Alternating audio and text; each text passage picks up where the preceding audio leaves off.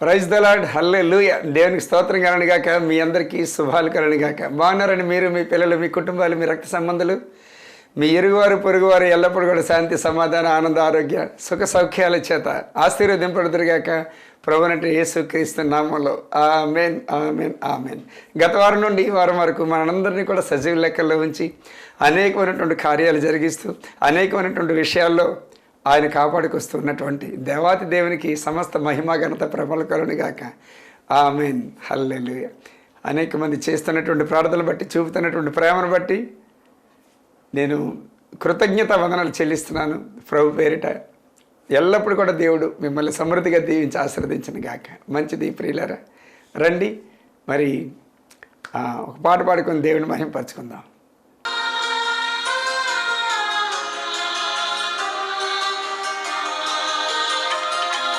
మరణము రుచి చూడక బ్రతికే నరుడెవడు, కలకాలమి లోకంలో ఉండే స్థిరుడెవడు.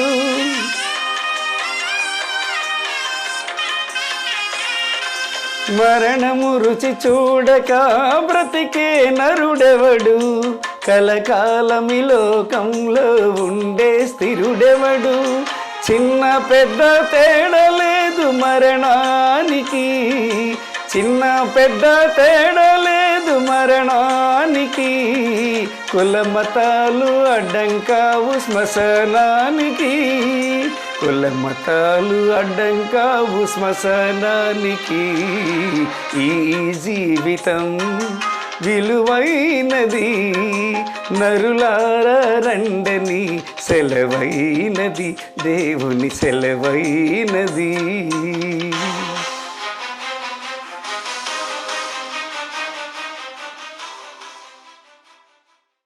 Praise the lord. దేవునికి స్తోత్రం కలుగునుగాక. మరొకసారి ఈ విధంగా దేవుడు మనల్ని కలిపి దేవుని మాటలు చెప్పుకోవటానికి, ముచ్చటించుకోవటానికి ఇచ్చినటువంటి గొప్ప ధన్యతను బట్టి సమస్త మహిమ ఆయనకే కలుగునుగాక. ఆమేన్. ప్రియులరా, దేవాతి దేవుడు అద్భుతకరుడు, ఆశ్చర్యకరుడు, ఆలోచనకర్త. నాకు తెలిసినటువంటి నా అనుభవంలో నుండి దేవుని తెలియనటువంటి ప్రజలకి ఓ మాట చెప్పనివ్వండి. అన్నిటికీ కర్త, కర్మ, క్రియ. మనం జీవించటానికి, చనిపోయిన తర్వాత మోక్షానికి చేరటానికి, మన పాపాలు క్షమించటానికి అన్నీ కూడా ఆయనే. బ్రతికినన్నాళ్ళు కూడా సుఖ సంతోషాల చేత వర్ధిల్లాలన్నా, పిల్ల పాపలతో సుఖంగా జీవించాలన్నా, మనం కష్టపడిన సంపాదన మనం అనుభవించాలన్నా ఆయనకి ఒదుగుంటే చాలు, ఆయన మాట వింటే చాలు, ఆయన ప్రకారంగా నడిస్తే చాలు. ఆయన వలే ఫినిష్, అంతే. మన పాపాలు క్షమించబడతాయి. రెండోది, అగ్నిగుండంలోకి వెళ్ళిపోకుండా, నరకానికి వెళ్ళిపోకుండా మోక్షానికి చేర్చబడతాం. ఇదే దేవుని స్తోత్రం. ఈ విషయంలో మాత్రం ఈయన తప్పించి ఇంకెవ్వడు ప్రపంచంలో పొరపాటును కూడా లేడు. ఖబర్దారుగా చెప్తున్నాను, ఛాలెంజ్ పూర్వకంగా చెప్తున్నాను, సవాల్ పూర్వకంగా చెప్తున్నాను. హల్లెలూయా. ఎందుకు అంటే మరి అతన్ని వర్ణించలేము. అతని గొప్పతనం, అతని యొక్క ఆశ్చర్య కార్యాలు, అద్భుత కార్యాలు, అమోహం చెప్పడానికి అసలు నోరు రాదు, మనసు చెప్పలేము. అంత ప్రేమ అన్ని విషయాల్లో కూడా, ఒక విషయమైనా కాదు, ఏ విషయంలో కూడా ఆయన తీయలేము. గొప్ప ధన్యత అసలు దేవుణ్ణి, అతన్ని నమ్ముకోవటం గొప్ప ధన్యత, అతని యందు ఆధారపడటం గొప్ప ధన్యత, అతన్ని పిల్లలగటం గొప్ప ధన్యత. దేవుడై ఉండి కూడా తండ్రి, అబ్బా, నాయనా అని పిలవడానికి మనకు అవకాశం ఇచ్చాడు. నరుడు అన్నటువంటి వాడికి, ఒక నరుడు అంటే ఒక పురుగు లాంటివాడు కదా నరుడు అన్నటువంటి వాడు. ఎంతలో కనిపించి అంతలో మాయమైపోతాడు కదా. అలాంటి వాడికి తండ్రి, నాయనా, బాబు అని పిలవడానికి ఆయన అవకాశం ఇచ్చాడు. ఆయన అతన్ని వర్ణించలేవు. అతని ప్రేమ గొప్పది. ఈ భూమి ఆకాశాలు కూడా అతని ప్రేమను మనం రాయాలంటే చాలవంట. అంత ప్రేమ కలిగినటువంటి మహోన్నతుడు. కాబట్టి ఏ విధంగా మనం వర్ణించగలం? కాబట్టి శరీరాన్ని ధరించుకొని ఆయన భూమి మీదకి నీ కోసం, నా కోసం వచ్చాడు. ఆయన తన ఏమీ పొరపాటు లేకపోయినా, ఏమీ తప్పులు దోషాలు లేకపోయినా, ఊరికనే ఆయన తనంతట తానే మన కోసం ప్రాణం ఇచ్చి, తన రక్తాన్ని చిందించి, జన్మ కర్మ పాపాలన్నింటి కూడా క్షమించి, నరకం తప్పించి మోక్షానికి చేర్చడానికి సిద్ధపడ్డాడు అని అంటే మరి ఇంకేమని వర్ణిస్తాం చెప్పండి? ఎవరి యొక్క రక్తం కూడా ఏ మానవుని యొక్క పాపం క్షమించడానికి వీల్లేదు. ఎందుకంటే అన్నీ కూడా పాపాలతో నిండిపోయినటువంటి ప్రతి ఒక్కడు కూడా, ఏ ఒక్కడున్నాడు చెప్పండి? పుణ్యాత్ముడు అన్నటువంటి వాడు, పవిత్రమైనటువంటి వాడు, పరిశుద్ధుడైనటువంటి వాడు ఎవడున్నాడు చెప్పండి? ఇక్కడ ఎవడైనా ఉన్నాడా ఈ భూమి మీద? ఆయన ఒక్కడు తప్ప. అందుకనే సవాల్ చేసి చెప్తున్నాడు. అందుకని సవాల్ చేసి చెప్తున్నాను. హల్లెలూయా. నేను తిరగనటువంటి స్థలాలు లేవు, ఎక్కని మెట్లు లేవు, కట్టని కట్టలు లేవు, పెట్టని బొట్టలు లేవు, వేయని బట్టలు లేవు, మొక్కని మొక్కలు లేవు. అంతగా నేను చేసినటువంటి వాడిని. అందుకే నేను నా అనుభవం నుంచి ఒక మాట చెప్పనివ్వండి అంటున్నాడు. దేవుని స్తోత్రం. అనుభవించినటువంటి ఇప్పుడు పేషెంటు ట్యాబ్లెట్స్ మింగి డాక్టర్ కంటే ఎక్కువైపోతాడట. అలాగన్నట్టు మొత్తం భక్తుడు తిరిగి అసలు సెసలైనటువంటి దేవుని యందు గొప్ప ఆనందం పొందుకుంటాడంట. దేవుడు అంటే ఇంకా తిరిగిలేదు. దేవుని స్తోత్రంగా ఆ దేవుడి గురించి ఎంతైనా చెప్పడానికి తెగిస్తాడంట. ధైర్యం, శక్తి, బలం, ఆనందం, ఆరోగ్యం, పరిపూర్ణమైనటువంటి జీవితం అతనిలోనే ఉంది. హల్లెలూయా. కాబట్టి ప్రియులారా, మీరే ఒక్కడి వారైనా సరే, ఎవరైనా సరే, మీరు ఏ మతం కాదు, ఏ కులం కాదు, ఏ జాతి కాదు, ఏ ప్రాంతం, ఎవరైనా సరే ఖచ్చితంగా అతని యందు మనసు పెట్టాల్సిందే, అతని యందు ఒదిగి ఉండాల్సిందే, అతని మాట వినాల్సిందే. క్రైస్తవుడు అంటారు చాలామంది, వాళ్ళు తెలియక, చాలామంది ఉన్నారు తెలియక. 70% అసలు అతని యొక్క ప్రభావం ఏంటో, ఆ విలువేంటో, ఆయన శక్తి ఏంటో తెలియక నార్మల్గా బ్రతుకుతారు. ఏదోలే వెళ్తుందిలే, ఏదోలే పోతుంది. నో, వాళ్ళు చూసారా మీరు దెబ్బ అయిపోతారు. నేను నిజం చెప్తున్నాను. పేరుకి మాత్రమే క్రైస్తవులని పేరు పెట్టుకొని, పాస్టర్లు కాదు, క్రైస్తవులు కాదు, ఎవరైనా సరే వాళ్ళు చూస్తే మాత్రం దెబ్బ అయిపోతారు. మీరు వాళ్ళ వైపు చూడకండి, ఫస్ట్ ఆయన వైపు చూడండి. నీలో కనబడినటువంటి అదృశ్యమైనటువంటి అతని వైపు చూడండి. ఓకే, నీలో ఊపిరిగా ఉందే అతని వైపు చూసుకోండి. మీ ఆత్మదేవుడు ఆయన, ఆరాధించే దేవుడు, ఆహ్లాదం కలిగించే దేవుడు, ఆనందింపజేసే దేవుడు, అద్భుతాలు జరిగించే దేవుడు, ఆశీర్వదించే దేవుడు నీలోనే ఉన్నాడు, నీ హృదయంలో ఉన్నాడు, ఊపిరిగా ఉన్నాడు. ఉన్నాయి కదా, పిలుస్తున్నా ఆయనే. హల్లెలూయా, హల్లెలూయా. జగడమన్ను తీసి నా రూపురేఖలు పెట్టి నీ నాసిక రంధ్రాలలో నా ఊపిరి ఓదగా నువ్వు జీవాత్మయ్యావు అని చెప్పి ఆయన అంటాడు. హల్లెలూయా.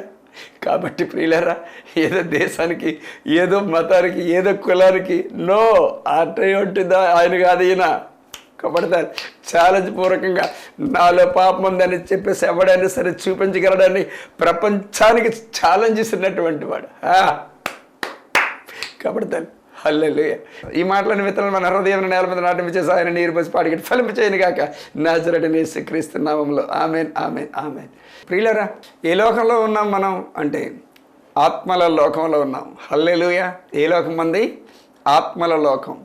ఇక్కడ చూడండి, జీవాత్మలు మనం ఎక్కడ ఉన్నాం అంటే ఆత్మల లోకంలో ఉన్నాం. ఒకటోది. రెండోది ఏంటంటే ఈ ఆత్మల లోకంలో ఎవరెవరు ఉన్నారని చెప్తాను చూడండి. పరమాత్ముడు, దురాత్ముడు. కుడి చేతి వైపు పరమాత్ముడు ఉన్నాడు, ఎడం చేతి వైపు దురాత్ముడు ఉన్నాడు. ఈ పరమాత్ముడికి సైన్యం ఉంది, ఈ దురాత్ముడికి సైన్యం ఉంది. పైనుండి పడిపోయినటువంటి దేవదూతలే ఈ యొక్క దురాత్మలు. చెప్పంగా తెలుసు కదా, రైట్. ఈ పరమాత్ముడికి కూడా ఆత్మలు ఉన్నాయి. ఈ ఆత్మలు అవి దేవదూతలు. ఈ దేవదూతలే ఇవన్నీ కూడా ఆత్మలు అంటారు వీటిని. అందుకనే మన 1వ అధ్యాయము హెబ్రీయులకు రాసిన పత్రిక 1వ అధ్యాయము 13-14 తీసుకున్నట్లయితే, వీరందరూ రక్షణయను స్వాస్థ్యము పొందబో వారికి పరిచారం చేయుటకై పంపబడిన సేవకులైన ఆత్మల కారా. రక్షణ అను స్వాస్థ్యము పొందగోరు వారికి వచ్చినటువంటి వారికి పరిచారం చేయు సేవకులైనటువంటి ఆత్మల కారా. అంటే దేవదూతలు కూడా ఆత్మలే. అంటే పైనుండి పడి అక్కడ దేవునితో వచ్చినటువంటి, ఆ పరమాత్మనితో వచ్చినటువంటి ఆత్మలు ఇవి. ఇవి దురాత్ముడు. అంటే దురాత్ముడు ఎలాగయ్యాడు అంటే వాడు దేవుని మాటకు వ్యతిరేకించాడు, దేవునికి వ్యతిరేకంగా చేశాడు, దేవుని మాట కొట్టేశాడు, దేవుని కంటే ఇంకా ఎత్తుగా ఎదిగిపోవాలనుకున్నాడు, దేవుని కంటే ఇంకా ఘనత చెందాలనుకున్నాడు, పడదోయబడ్డాడు కింద. అందుకని దురాత్ముడిగా మారిపోయాడు. ఇక్కడ మనం ఎవరు అంటే జీవాత్మలు. పరమాత్ముడికి జీవాత్మ కావాలి, ఈ దురాత్ముడికి ఈ జీవాత్మ కావాలి. ఈ దురాత్ముడు ఎప్పుడు కూడా నరకాన్ని తీసిపోదాము, ఈర్ష్య, అసూయ, ద్వేషాలు, కుళ్ళి కుట్ర పెట్టేసి రకరకాలైనటువంటి దుఃఖం, విచారం, బెంగ, బెగులు, బెదురు, భయము, భీతి, జబ్బులు, జ్వరాలు అన్నీ కూడా పెట్టించేసి నానా రోగాల పాలు చేసేసి, వ్యాధుల పాలు చేసేసి, హాస్పిటల్ పాలు చేసేసి, అత్యాసలు పుట్టించేసి, ఓకే, అధిక అప్పులు చేసేసి, వడ్డీలు కట్టలేక ఆత్మహత్య చేపించేసి నరకాన్ని తీసిపోతాడు. ఈయన జబ్బులు పాలు చేసి హాస్పిటల్, ఏదో ఒకలాగా వీడు పన్నాగాలు పన్నుతూనే ఉంటాడు వీడు. కానీ ఈ పరమాత్ముడు ఎప్పుడు కూడా మంచి చేకూర్చునే ఉంటాడు. మంచి మంచి మంచి మంచి బుద్ధి, మంచి జ్ఞానం, మంచి ఆలోచన, మంచి శక్తి, మంచి బలము, మంచి ఆరోగ్యం, మంచి నడవడిక, మంచి పద్ధతి, ఇదంతా కూడా మంచిని కోరేవాడు పరమాత్ముడు. మొదటి రాజుల గ్రంథం 22వ అధ్యాయం 21, 22 చూడండి ఒకసారి. అంతలో ఒక ఆత్మ ఎదుటికి వచ్చి యెహోవా సన్నిధిని నిలవబడి, నేను అతనిని ప్రేరేపించదనగా, యెహోవా ఏ ప్రకారము నీవు అతని ప్రేరేపించదు అని అతన్ని అడిగాను. అందుకతడు, నేను బయలుదేరి అతన్ని ప్రవక్తల నోట అబద్ధమాడు ఆత్మగా ఉందునని చెప్పగా. ఇదన్నీ ఆయన చెప్పాడంట. సరే, నువ్వు ఆత్మ వచ్చావు కదా, నీ పని నువ్వు చేసుకో. చూడండి, ప్రతీది కూడా ఆత్మ ప్రేరేపణ. దేవునికి స్తోత్రం కలుగును గాక. ఇది ఒకటి ఇలా ఉంచండి. మొదటి సమూయేలు 19:9 ఒకసారి చూడండి. యెహోవా యొద్ద నుండి ఏమొచ్చిందండి? దురాత్మ సౌలు యొద్దకు వచ్చాను. హల్లెలూయా. ఇదన్నీ కూడా ప్రభువుకు తెలుసు. కానీ ఇక్కడ ఏంటంటే మన ముందే మనం పెడతాడనమాట. ఒక వెలుగు, ఒక చీకటి పెడతాడు. ఏది ఇష్టమో నువ్వు ఎంచుకొని అంటాడు. మంచిగా ఉన్నావనుకో, నువ్వు మంచి పని చేస్తే మంచి క్రియ, మంచి దీవెన, మంచి ఆశీర్వాదం, మంచి బుద్ధి, మంచి జ్ఞానం వస్తుంది. నువ్వు చెడు వైపు వెళ్ళావనుకో, అన్నీ కూడా చెడుగా అని చెప్పి అతను షార్ట్ కట్ అనమాట. అది అతని ఆలోచన. రెండు నీ ముందే ఉన్నాయి. నీకు ఏది కావాలి? హల్లెలూయా. కాబట్టి ఈ రెండు కూడా అక్కడి నుంచి, ఆయన దగ్గర నుంచి, ఆయన తెలియకుండా ఏది జరగదు. అన్నీ కూడా ఆయన తెలిసే జరుగుతాయి. కాకపోతే ఏంటంటే మానవుడికి జ్ఞానం ఇచ్చాడు. ఆ జ్ఞానంతో పోల్చుకొని ఏది మంచో ఏది చెడో మనకి ఫిలిప్పీయులకు రాసిన పత్రిక 4:8 అంటాడు కదా, ఏవి మాన్యములైనవో, ఏవి మాన్యం కానివో, ఏమి మరి మంచివో, ఏమి చెడువో, వాటన్నిటిని కూడా విశ్లేషించి, పరిశీలించి, పరిశోధించి, పరీక్షించి నువ్వు ఎంచుకోవాలి, తెలుసుకో అని అంటాడు అక్కడ. హల్లెలూయా. కాబట్టి అటు విధంగానే ఇక్కడ ప్రభువుకు తెలియకుండా, దేవుడు తెలియకుండా ఏది కూడా జరగదు. మరొకటి చూసుకుందాం. యెషయా 29:10 చూడండి. యెహోవా మీ మీద గాఢ నిద్ర కుమ్మరించాడు. యెహోవా మీ మీద గాఢ నిద్ర కుమ్మరించాడు. అన్నీ ప్రభు చేతిలోనే ఉన్నాయి. మంచైనా చెడైనా సరే, ఏదైనా సరే. అందుకనే మొదటి యోహాను మీరు 1, 2, 3, 4, 5 అధ్యాయాలు చదివితే అందులో అంటాడు, మీరు మంచి చేస్తే మిమ్మల్ని ఏలెత్తి చూపినాడు ఎవడు? మిమ్మల్ని ముట్టుకున్నాడు ఎవడు? మిమ్మల్ని చెరిపినవాడు ఎవడు? మీకు అడ్డు తగిలినాడు ఎవడు? మీరు మంచి చేస్తే మీరు మంచిగా ఉండాలి. కానీ అందుకే ఏదేమైనప్పుడు కూడా చివరికి మనం చెప్పుకునే విషయం ఏంటంటే, మన యొక్క సొంత ఆలోచన, సొంత ఉద్దేశాల ప్రకారంగా కాకుండా ప్రభు మాటకి మనం ఒదిగి, ఆ మాట ప్రకారంగా మనం వెళ్ళేటప్పుడు ఖచ్చితంగా మనల్ని ఎవడు కూడా ముట్టుకోలేడు. మన పిల్లలు కానీ, మన కుటుంబాలు కానీ ఎవడు కూడా ముట్టుకోలేడు. అందుకని మనం ఏం చేయాల్సి అంటే, తెల్లవారేసరికి మనం ఒదిగిపోవాలి. మన ప్రవర్తన అంతటి మీద ఆయన అధికారానికి మనం సెలవు ఇవ్వాలి.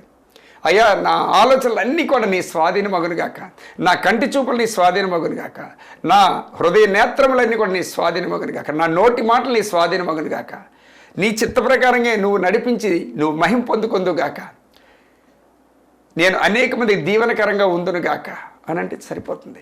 హల్లెలూయా.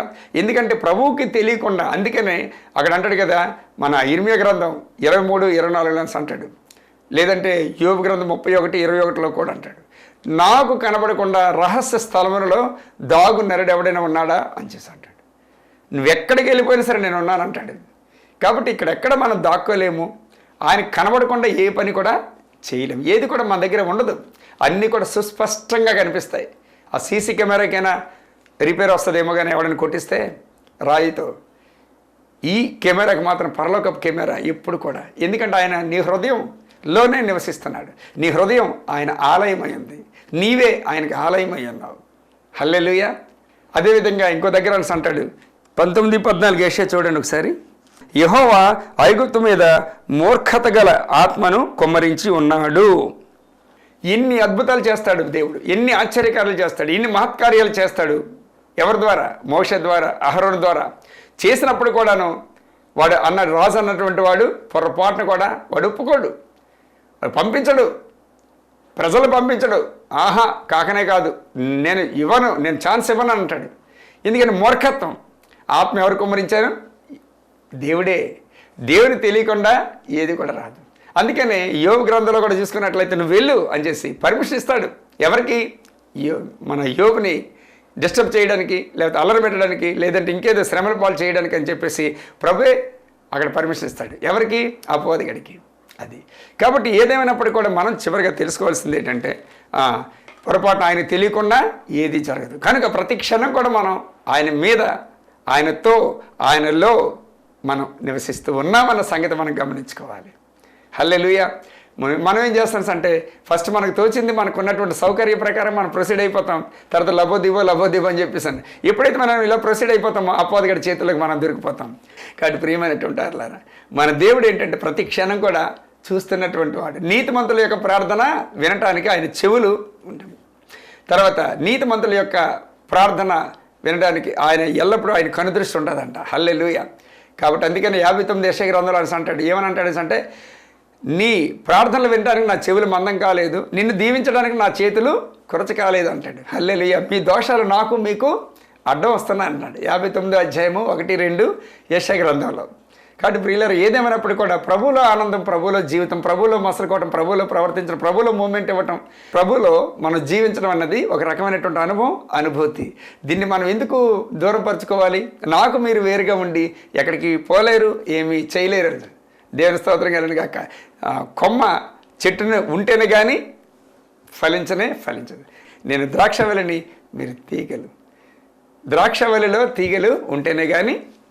కాబట్టి అంతేగాని మనం డిస్కనెక్ట్ అవ్వకూడదు, దూరపరచుకోకూడదు. ప్రతిదీ కూడా అట్టి విధంగా మనం ఉండాలి. ఎందుకంటే ప్రభువు మన కోసమే ఆయన తెగించాడు, మన జీవితాలు వర్ధిల్లు చేయడానికని, మన పిల్లపాపలతో ఇంకా సుఖంగా ఉండాలని, అభివృద్ధి పరచబడాలని, అనేక మందికి వెలుగు ప్రకాశించాలని, అనేక మందికి తనను తానుగా మన ద్వారా ప్రత్యక్షపరచుకోవాలని చేసి ఆశపడుతూ ఉంటాడు. కాబట్టి మనం ఎందుకు వాటిని కాదనుకోవాలి? దేవుడిచ్చిన ఆశీర్వాదాలు మనం ఎందుకు పోగొట్టుకోవాలి? మనం ఏ లోకంలో ఉన్నాం? ఆత్మలోకంలో ఉన్నాం. ఆయన తెలియకుండా ఏమీ లేదు. కాబట్టి అన్నీ కూడా ప్రస్ఫుటమే. కాబట్టి ప్రియులారా, ఈ ఆత్మ మనకి ఇది అయిపోయిన తర్వాత ఈ జీవితం మనం ముగించేస్తాం. అయిపోయిన తర్వాత మళ్ళీ ఎక్కడికి వెళ్ళిపోతాం? మనం మళ్ళీ మహిమ శరీరం ధరించుకుంటాం. పరలోకం వెళ్ళి ప్రభు ఏదైతే ధరించుకొని వచ్చాడో మహిమ శరీరం, ఇప్పుడు ప్రభు చనిపోయిన తర్వాత ఏ శరీరం అయితే ధరించుకున్నాడో చూడండి, 3వ దినం లేస్తాడు ఆయన కదా. నన్ను ముట్టుకొని సుమి అని అంటాడు అక్కడ. ఎవరిని? మరియమ్మని. నేను ఇంక తండ్రి దగ్గర చేరలేదని. కాబట్టి మహిమలో ఉన్నాడు ఆయన. మహిమలో మనం కూడా అదే మహిమలో ఉంటాం. అది ఎవరో అది మనల్ని పోల్చుకోలేరు. అంత వెలుగు, చుట్టూ వెలుగు. దేవుని స్తోత్రం. కంటికి తెల్లగా చాలా వెలుగ్గా కనిపిస్తాం. దేవుని స్తోత్రం కలిగి. కాబట్టి ఈ చిన్న జీవితం మనం ఎందుకు ఆయనకి మాట మరి ఆయన దగ్గరలో మనం ఎందుకు జీవించకూడదు? ఆయన మాటకి ఎందుకు వదకూడదు? అన్నీ ఆయన చేతిలో ఉన్నాయి. కాబట్టి ఆయన ఆశీర్వాదాలు మనం ఎందుకు అనుభవించకూడదు? అనేక మందికి ఎందుకు మాదిరికరంగా ఉండకూడదు? హల్లెలూయా. చూడండి లాస్ట్ వాక్యాలు. యెహెజ్కేలు గ్రంథం 36:26, 11-19, ఇర్మియా గ్రంథం 32:40. ఒకసారి చూడండి. నూతన హృదయం మీకు ఇచ్చేదను, నూతన స్వభావం మీకు కలుగజేసేదను. రాతి గుండె మీలో నుండి తీసివేసి మాంసపు గుండెను మీకు ఇచ్చేదను. నా ఆత్మను మీ అందుంచి నా కట్టడలను అనుసరించే వారిని గాను, నా విధులను గైకొని వారిని గాను మిమ్మల్ని చేసేదను. నేను మీ పితరులకు ఇచ్చిన దేశంలో మీరు నివసించెదరు. అన్ని ఆశీర్వాదాలు కూడా ఆయన చేతిలోనే ఉన్నాయి. కాబట్టి ఎదురు చూస్తుంటాడు. ఎప్పుడు నా వైపు తిరుగుతారు, ఎప్పుడు నా మాట వింటారు, ఎప్పుడు నా ఆశీర్వాదాలు పొందుకుంటారు, ఎప్పుడు నా దీవెన పొందుకొని సంతోషంతో ఎగిరి గంతులేసి నన్ను స్థుతిస్తూ, నన్ను గణపరుస్తూ, మహింపరుస్తారు అని చెప్పి ఎదురు చూస్తూ ఉంటాడు. ప్రియులారు, దేవుని స్తోత్రం కలిగిన హల్లెలూయా. అపవాదిగాడికి శక్తి లేదు, అపవాదిగాడికి అధికారం లేదు మనల్ని ముట్టుకోవడానికి. మనం ఛాన్స్ ఇస్తేనే వాడి దగ్గరికి వస్తాడు. మనం అవకాశం ఇస్తేనే వాడు మనల్ని ముట్టుకుంటాడు, మన కుటుంబాన్ని ముట్టుకుంటాడు. వాడి పని వెలగే చేసుకుంటాడు. చేసుకున్నంత మాత్రం మనం ఏమాత్రం కొంచెం కాలు జారామా, కన్నాడు తిప్పామా, టక్ మనం అందుకుంటాడు.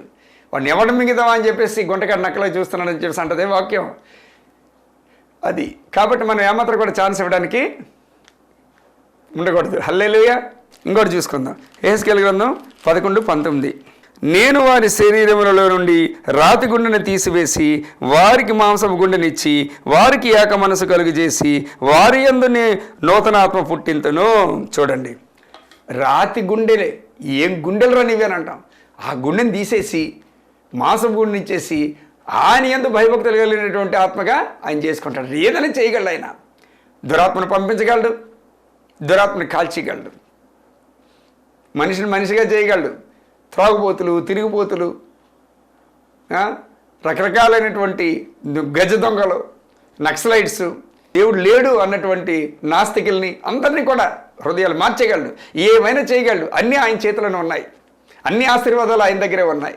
అలాంటి వాడి దగ్గర నుంచి ఎక్కడికి వెళ్ళిపోతాం మనం? ఎక్కడికి వెళ్ళిపోలేము, ఏది చేసుకోలేము, మన వల్ల కాదు. కాబట్టి ఎటుపక్క చూసినా సుడిగుండమే, వెనక్కి వెళ్తే గొయ్యి, ముందుకెళ్తే నుయ్యి అనేటట్టు ఆయన తప్ప ఏది లేదు మనకి ఇంకా ఈ లోకంలో, ఆయనే. ఎందుకంటే దురాత్మలు ఉన్నాయి, ఆయనకి అప్పచెప్పేస్తాడు, అంతే, వాటికి అప్పచెప్పేస్తాడు. ఎందుకంటే పాతాళంలో పంపించినటువంటి వారిని కూడా రక్షించగలడు ఆయన. దేవుని స్తోత్రం కలిగిన హల్లెలూయా. అది ఆయన శక్తివంతుడు, దేనికైనా సమర్థత కలిగినటువంటి వాడు. రైట్, ఇంకొక వాక్యం చేసుకొని ముగించేద్దాం, ఓకేనా? రైట్, 32:40 ఇర్మీయా గ్రంథం, దాని ముందు ఒక్క వాక్యం చదువుకుందామే. 32:27 చూద్దాం. నేను యెహోవాను, సర్వ శరీరులకు దేవుడను, నాకు అసాధ్యమైనది ఏదైనా ఉండునా అని చెప్పి అన్నాడు. చూడండి, ఇంకొక లాస్ట్ వాక్యం అన్నాను కదా, అది వారు నన్ను విడవకుండానట్లు వారి హృదయములలో నా ఎడల భయభక్తులు పుట్టించదను. చూడండి, ఓ పక్క నేను సర్వ శరీరాలకు దేవుడను, నాకు అసాధ్యమైంది అంటూ ఏమనుందా అంటే ప్రెస్టేజ్ అనమాట. ఇంకో పక్క ఏమన్నాడు అంటే నేను వారిని నా యందు భయభక్తులు కలిగినటువంటి వారిగా చేసుకుంటాను అని దేవుని అంటే ఒక్కసారి తిరగమని. ఆయన బాధ అంతా ఏంటి తెలుసు అంటే, నువ్వు నా వైపు తిరగరా బాబు, నా దగ్గర రారా బాబు, నా చేతులు సిద్ధంగా ఉన్నాయి నేను ఎత్తుకోవడానికి, నా దగ్గర దీవెనలు రెడీగా ఉన్నాయి నిన్ను ఆశీర్వదించడానికి. ఒకసారి తిరగరా బాబు, లోకానికి దూరం అవ్వరా బాబు, పరలోకానికి దగ్గర అవ్వరా బాబు అని చెప్పేసి ఆయన గోల, ఆయన బాధ, ఆయన ప్రేమ. దేవుని స్తోత్రం కనుక హల్లెలూయా. కాబట్టి ఎక్కడికి వెళ్ళిపోలే, ఏమి చేయలేము, ఆయనలో మనం బందీగా ఉంటే సరిపోయింది. హల్లెలూయా. రైట్, దేవుడి మాట్లాడిన విత్తనాలు మన హృదయం నేల మీద నాటిపించే సాయం నీరు పోసి పాడిగట్టి ఫలింపు చేరుక నాదని యేసుక్రీస్తున్నాములు. ఆమేన్, ఆమేన్. రండి, ఇప్పుడు ఒక సాక్ష్యం మనం విందాం. నిజంగా ఈ సాక్ష్యం గురించి ఇప్పుడు వింటే నా గుండెలు గుబేలు అంటే ఒకసారిగాను. మొన్న మా పిన్ని కూతురు చెప్తుంది, అనయ్య ఎంత ధైర్యం, పచ్చకామెరలు వచ్చినటువంటి పిల్లలకి నువ్వు చికెన్ బిర్యానీ పెట్టమంటావా, పెట్టడానికి ఆ తల్లికి ఎంత ధైర్యం వచ్చింది, 6-7 సంవత్సరాల పిల్లలకి చెప్పడానికి నీకెంత ధైర్యం అని చెప్పేసి మా పిన్ని కూతురు చెప్తుంది, అడిగింది. నాకు ఒక్కసారి గుండె గుబేయమన్నది. పచ్చకామెరలు అంటే తిరగేసేస్తుంది, మనిషిని స్పాట్లో చంపేస్తాయి అని. అవునా అని నేను ఏమీ లేదు. ఇంకా వచ్చిన తర్వాత నేను మామూలుగా ప్రతి ఆదివారం కూడా వచ్చినటువంటి వాళ్ళకి పలావ్ కానీ చికెన్ బిర్యానీ కానీ ఏదో పెడుతుంటాను, కర్డ్ రైస్ కానీ ఏదో ఒకటి, వాళ్ళని ఒట్టినే పంపించను, పెడుతుంటాను. అయితే ఆ మూమెంట్లో పిల్లలకి పచ్చకామర్లు అయ్యారు తినకూడదండి అని చెప్పేసాను అన్నది. పచ్చకామర్లా నేను చెప్తున్నాను, పెట్టు, వాళ్ళిద్దరికి పెట్టు అని సరే పెట్టేసింది. తెల్లారిసరి నీళ్ళు రిపోర్ట్ వచ్చింది. ఆ రోజు సాయంత్రంకే ఆ యూరిన్ అన్నది కొంచెం పచ్చగా పడుతుంది అయ్యగారు అని చెప్పి ఫోన్ వచ్చింది. ఏం పర్లేదు అయినప్పటికీ నాకేం తెలియదు కదా, ఏం పర్లేదు, రేపు ఉదయం తీసుకెళ్ళి చెక్ చేయించు హాస్పిటల్కి. చెక్ చేయిస్తే నీళ్ళు రిపోర్ట్ వచ్చింది. హల్లెలూయా, దేవుడు ఎంత అద్భుతకరుడు చూడండి. ఒక్కడ చాలు అపవాది కూడా మళ్ళీ పడదోసేయడానికి. కాబట్టి నేను చెప్పేది ఏంటంటే, ఆయన వెలిగించుకున్నాడు ఈ దీపాన్ని, ఆయనే నడిపించుకుంటాడు, ఆయనే అందరికీ వెలుగుగా ఉంచుకుంటాడు. నాకేంటే బాధ, దేవుని స్తోత్రం, ఈ పరిచయం నాది కాదు కదా, ఆయనది అది. కాబట్టి నన్ను నిలబెట్టుకున్నాడు. నాకెందుకు, నేను కారులో హాయిగా కూర్చుంటాను, ఆయన డ్రైవ్ చేసుకెళ్ళిపోతాడు. ఏ బుర్ర తగిలినా, ఏ రాళ్ళు తప్పినా, ఏ తగిలినా సరే పైన బయట బాడీకి తగిలితే నాకు తగల కదా, నేను హాయిగా ఉంటాను. క్రీస్తు నా చుట్టూ ఉన్నాడు, నా మీద ఉన్నాడు, నాతో ఉన్నాడు, నాలో ఉన్నాడు ఆయన.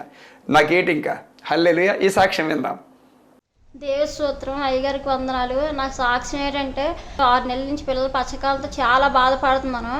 తిరగని హాస్పిటల్ లేదు, వేయలేని మందు లేదు, చాలా ఇబ్బంది పడ్డాను. ఇబ్బంది పడితే అస్సలు పిల్లలు చాలా నరకం అనిపించారు. 6 నెలలునే ఏం తినకూడదు, ఏం చేయకూడదు. అయినా పిల్లలకు పెద్ద బాబుకి 8 సంవత్సరాలు, పాపకు 6 సంవత్సరాలు, ఇద్దరికి ఒకేసారి పచ్చకామలు వచ్చేసాయి. వస్తే చాలా బాధపడుతుంది. ఒక ఆవిడ చెప్పింది, ఎస్ఎస్సి రావు అయ్యగారి దగ్గరికి వెళ్తే ఏం కాదమ్మా, ఆయన ప్రార్థన చేస్తే తగ్గుతుంది అన్నారు. ఆయన ఈ నమ్మకం కుదరలేదు. నమ్మకం కుదరపోయినా అయినా ఎందుకే మంచిదని నేను వచ్చాను, ఎక్కడైనా దేవుడే కదా అని చెప్పేసి వచ్చాను. వచ్చేసరికి ప్రార్థన చేశారు. ప్రార్థన చేసిన తర్వాత మధ్యకాల సమయంలో అయ్యగారు దమ్ బిర్యానీ పిల్లలకి పెట్టారు. పెడితే నేను అన్నాను, అయ్యగారు వద్దు అయ్యగారు, పిల్లలకి పచ్చకామలు ముదిరిపోయి అసలు ఏం పెట్టకూడదని డాక్టర్లు చెప్పారు అని చెప్పేసి అన్నాను. అంటే అయ్యగారు అన్నారు, ఏం కాదు, నీకు నేను ఉన్నాను, ఏం పెట్టు పర్వాలేదు అన్నారు. అని తర్వాత ఎందుకే మంచిది అయ్యగారు చెప్తున్నారు కానీ చెప్పేసి నేను పెట్టాను. పెట్టిన తర్వాత ఆ భోజనాలు అయిపోయిన సమయంలో నేను ఇంటికి వెళ్ళిపోయాను. ఇంటికి వెళ్ళిన తర్వాత ఇంకా నాకు నమ్మకం కుదరలేదు. రాత్రి అంతా భయం వేసింది. తెల్లవారు అయ్యేసరికి పిల్లలకి మళ్ళీ ఆ పచ్చగా పడిన యూరిన్ తెల్లవారు అయ్యేసరికి మళ్ళీ తెల్ల పడిపోయింది. అది కాక పచ్చకావలు ఆ క్షణంలో తగ్గిపోయేసరికి ఎందుకో మంచి హాస్పిటల్ తీసుకెళ్తే డాక్టర్లు అన్నారు ఏ మందు వేయవసరం లేదమ్మా, పిల్లల పచ్చకాలు తగ్గిపోయి చాలా విచిత్రంగా ఉందని చెప్పి డాక్టర్లకు చాలా షాక్ అయిపోయారు. ఈ నిజంగా ఈ కార్యం చేసినందుకు దేవాది దేవుడికి వేలాది వందనాలు స్తోత్రాలు చెల్లించుకుంటూ అయ్యగారికి వందనాలు చెల్లిస్తున్నాను. దేవుడు దీవించి ఆశీర్వదించను గాక. ఆమేన్. రండి, మరి దినాన ఈ కుటుంబం స్పాన్సర్ చేసింది కార్యక్రమాన్ని. ఈ కుటుంబాన్ని దేవుడు దీవించి ఆశీర్వదించను గాక.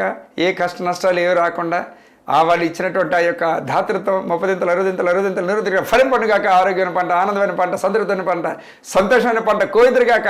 ఆర్థికమైనటువంటి ఇబ్బందులు కలగకుండా, అప్పులు వాడకుండా అనేక మందికి ఇచ్చే చేతులుగానే వారు దీవించబడదురు గాక. ఏస్తున్నాములు. ఆమేన్, ఆమేన్, ఆమేన్.